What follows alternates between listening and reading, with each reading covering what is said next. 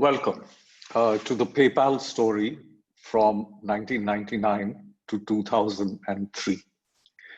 Now, I was very fortunate to be on the founding team of PayPal, and I initially joined X.com with Elon Musk, and PayPal is now a $180 billion company, and Elon is a rock star with all the stuff that he's done. So I often get asked about how it was like to work with Elon, what were the early days of PayPal like.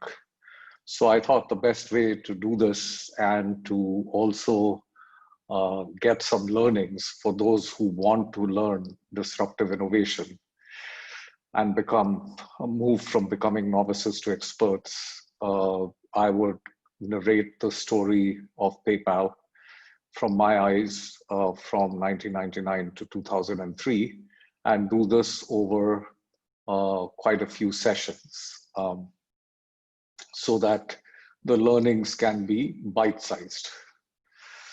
So with that introduction, let's get started. So I think, the previous sessions ended with my deciding to leave Citibank. So now we are in early 1999, and some of this context is important because I ended up joining PayPal towards the end of September 1999, or rather X.com as it was called at that time. But so what happened between January 1999 and September 1999 is important to understand.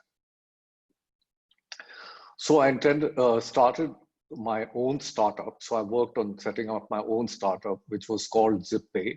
And I ultimately actually managed to sell the URL ZipPay, though my startup didn't take off. And I ended up joining X.com.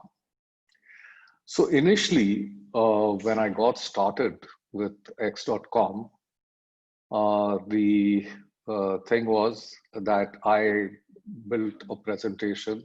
I started talking to very many people, and most of my friends, family, anyone who would spend some time talking with me.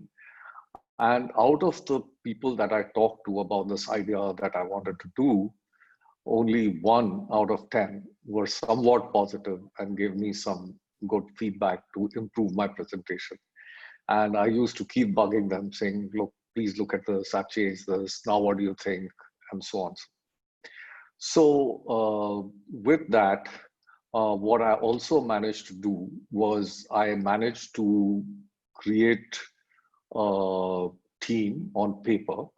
That is, all these people were ready to join me. There were just 3 or 4 people if we raised funding. So with that, I was able to go and talk to potential angel investors to raise a $250,000 round. Now, to do this, I also needed to find a technical co-founder because on the business side, I was there, but I did not have the I was not a technologist.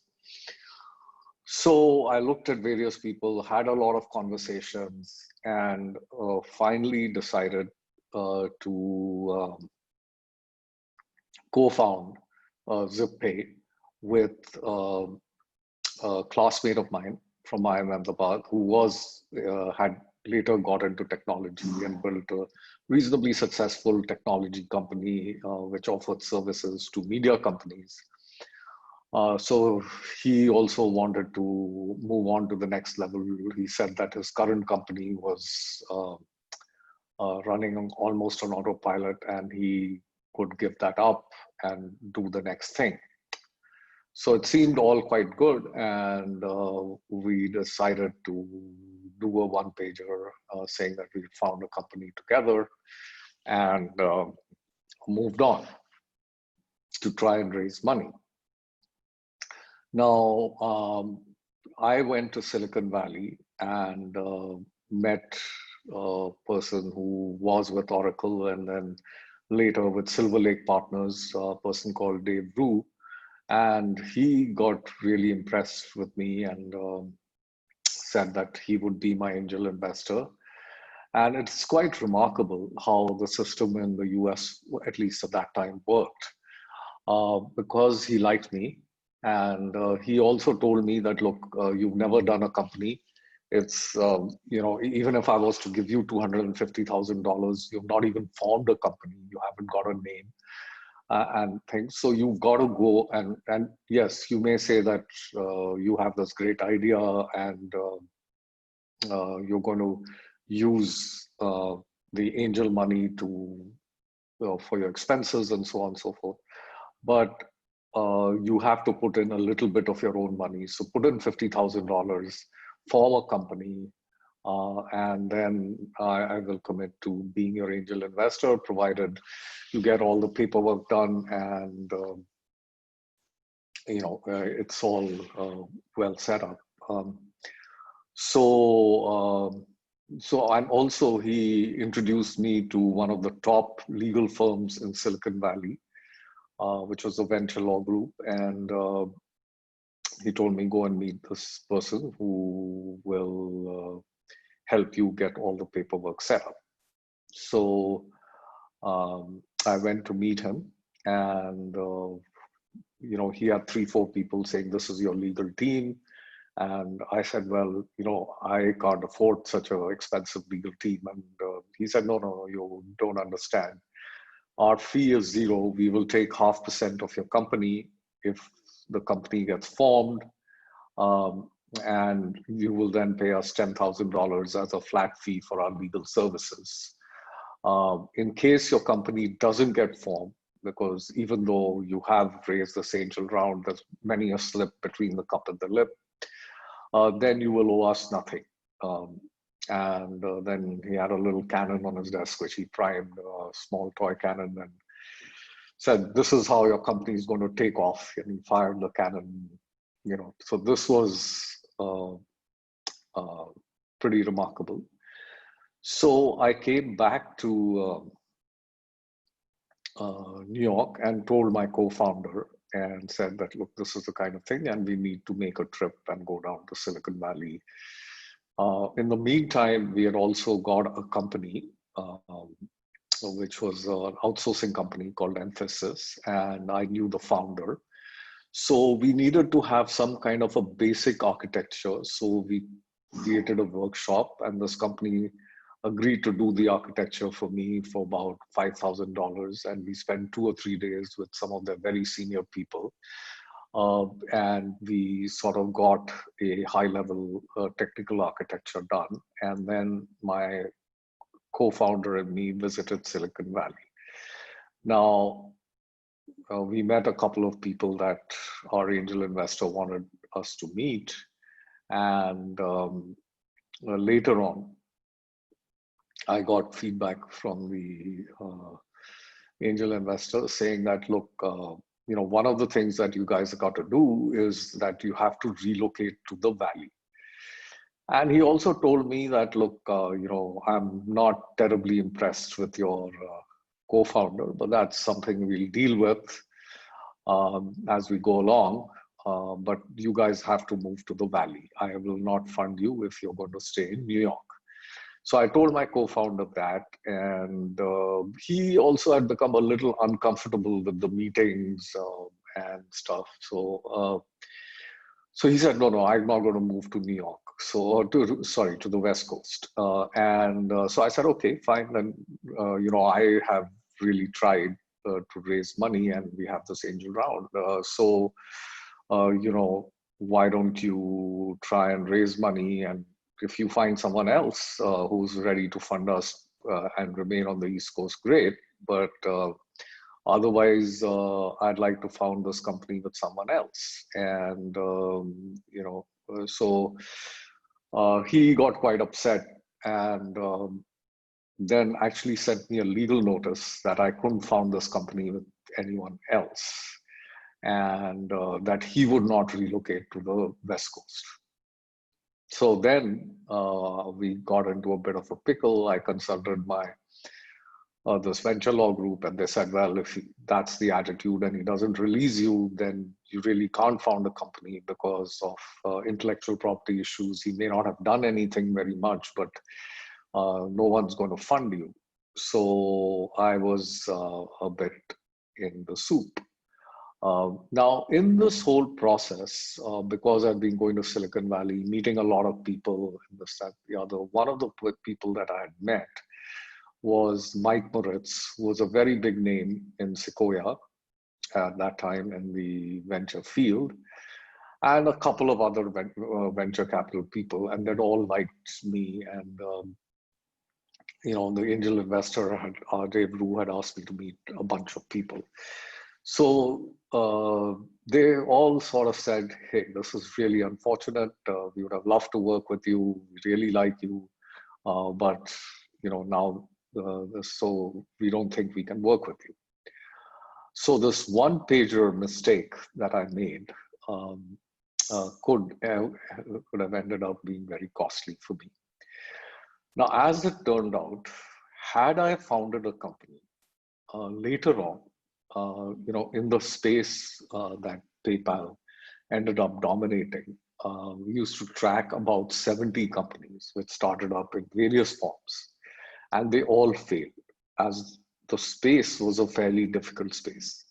Now, there's nothing to say what would have happened had we actually started ZipPay, but chances are fairly high that we would have failed, because though my idea was very good, and maybe I had like pretty good backing, but I really did not have what it took to do something like PayPal in hindsight. So in some ways, it was very good that I didn't found ZipPay, though at that time it looked kind of terrible. Now, it so happened after all this, I left Citibank. My idea of doing a startup seemed hard. It hadn't occurred to me that I could actually join a startup, that I didn't need to found a startup.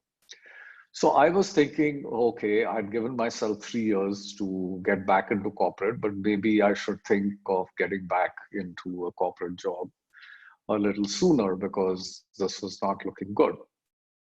So while I was thinking about all this, in August, I suddenly got a call at around 6 a.m. New York time, which would have been 3 a.m. on the West Coast. And my wife picked up the phone and it said that I'm speaking from X.com and my name is Elon Musk. I would like to speak with Sanjay Bhargava. So my wife told me there's some strange person who's calling you. Do you want to speak with him? So I said, yeah, let me talk. And then we talked for a few minutes, and Elon said, oh, you must come and meet me in San Francisco, and I'll be sending you a ticket. So I said, oh, no. So initially I said, okay, fine. Next time I'm on a trip to San Francisco, we'll meet. So he says, no, I'm sending you a ticket. You get onto the next flight. I want to meet you like tomorrow, type of thing. So I said, okay, fine. I was anyway at a crossroads. So I said, let's go and meet this person. He seemed very insistent. So I land up in Palo Alto and meet with Elon. And he tells me, hey, talks with me for 10 minutes and says, can we meet for dinner at a 24-hour burger joint called Taxis on University Avenue? And I said, sure, let's meet. And then he wanted to know a lot about what I was doing and and he told me that, I'm trying to do this huge project and I think I could really change the world. And, I'm looking for someone who has payment experience. and you seem to be the right person. You've been recommended to me by Mike Moritz from Sequoia, and Sequoia has put in $20 million, and I put in $20 million. So that got my attention because I knew that Sequoia was a top VC firm. I didn't know that much about Elon, but he told me a little bit that he had sold a company for $300 million. Now, Elon was very young. I wasn't really thinking very seriously, but the more he talked and the energy that he had and the way he talked, I started becoming interested. And he was also quite interested in my story. So, till around midnight, he kept trying to find out whether I was the right person for him. And then he got convinced that I possibly was. And then we spent till about 4 a.m. Where he was trying to convince me to join, and in working out a deal where I could actually sign on the dotted line and join him. Now, I knew that the salary that I would get would be much lower than what I was used to in corporate, like in Citibank and things like that. And so if I took another corporate job, but that was something I was prepared for because I kind of understood what the Silicon Valley early stage startup system was. So I knew that there was no point in trying to negotiate the salary because the salary was like a flat $100,000 at that time if you were part of the management team. But you could negotiate the amount of restricted stock that you got. So I spent a fair amount of time looking at that. And I also wanted to negotiate the title because I wanted to be part of the management team and I wanted to be a vice president. So that went on for quite a long time. And then we concluded that I would join. But he told me that, the only thing he was uncomfortable with was that I had never worked in a startup. So he didn't know if I was a startup kind of guy or a big company kind of guy. So he told me that for 15 days, he would, we would work and he would pay me if we decided to call it quits, a certain amount. And otherwise, he would agree to all my terms and I could join. So anyway, so it ended up being like a 15-day interview. At the end of 15 days, he told me my terms were absolutely acceptable and he really liked me and so on and so forth. And that is how I ended up joining the PayPal founding, the X.com founding team. Now, once I had decided that I was going to join, so initially, while this was going on, my son had just got admission into a private school, which was very difficult to get into, one of the best private schools on the East Coast called Horace Mann. And so when I was talking with my wife, I said, well, if I take up this job, what are we going to do? So we thought that we would commute from the East Coast to West Coast. But my wife said, why don't you try and see if we can get him admission into Menlo School, which was a very reputed private school on the West Coast. So I said, okay, no harm trying. And I went and I told them all about this. And it just so happened that, the timing was perfect because the school year starts in September. And Menlo said, yes, we could take him.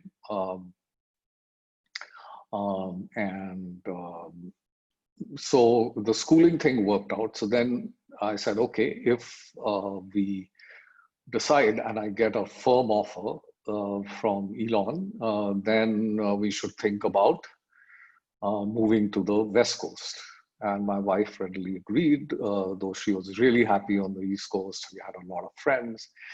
But she also felt that this opportunity might be great. She knew I was passionate about it.